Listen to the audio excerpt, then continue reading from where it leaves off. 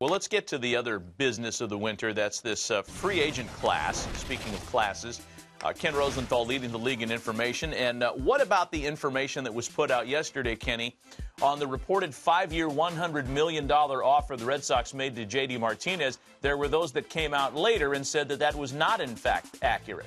Right, Matt, I'll go through that, but first of all, I just want to state that the identity of the mystery caller here is the most overhyped thing in hot stove. Fake news. So this better be good. That's all I have to say. Now, about J.D. Martinez. That's a hot take. It is a hot take, H. J.D. Martinez yesterday, it was reported by Buster Olney of ESPN that he received from the Red Sox a 5-year, $100 million offer. 5 years, $100 million. Later in the day, John Heyman put out a tweet that said otherwise, or at least quoted Scott Boras as saying otherwise. Here's Heyman's tweet. Scott Boras generally does not discuss offers or non-offers, but he did say the report of a $100 million 5-year offer by Boston for J.D. Martinez is, quote, not accurate, unquote. That does seem improbable as an offer since Cespedes got $27.5 million per year. Okay, here's my opinion of this. Buster Olney obviously felt he had a good source on it, and let's face it, the market has been so slow, it would not shock me if the offer was 5 years, $100 million from the Red Sox. And the reason it would not shock me is simply because of where we are. Now, John is correct when he says, well, hey, Cespedes got $27.5 million a year. That's true. Doesn't mean the Red Sox have to offer him in that range. So we don't know exactly where this stands. And for Boras to say it's not accurate, I've gone through that on reports with Scott Boras before.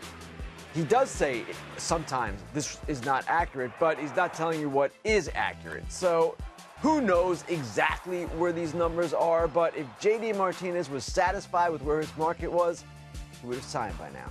So, Matt, the house around the corner is for sale, but nobody's visiting it yet. Okay. Are you going to offer them what somebody else paid 2 years ago down the block? Was there ever any mold there? No. Okay, that doesn't matter then. I know what you're saying. I get what you're saying on this.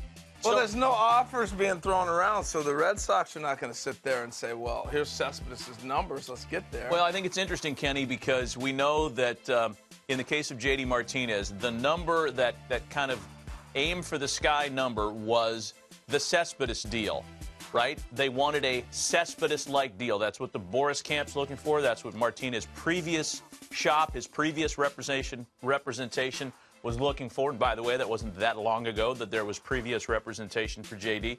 I don't know that offer is totally out of line. And I get back to Buster Olney's not going to put that out there unless he's vetted his source. He felt good enough to put it out there. He's not going to just guess on it.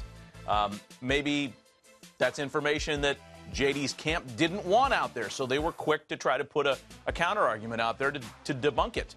Right, and again, it's not clear exactly where the numbers stand, whether that offer was made 3 months ago, whether that's the current offer. But I agree with you. Buster Olney's a good reporter. He doesn't generally just put stuff out there for the sake of putting it out there. Now, Martinez versus Cespedes is an interesting question. You're right, Matt. They are comparable. I would suggest Martinez might be even better than Cespedes was entering the market. Now, if you remember, Cespedes had a couple of really big years. His first year with the A's was really good. Then he had 2 years that were just okay. Then he came roaring back with 2 monster years. Martinez, though he has had some injuries, really has put together 4 big years in a row.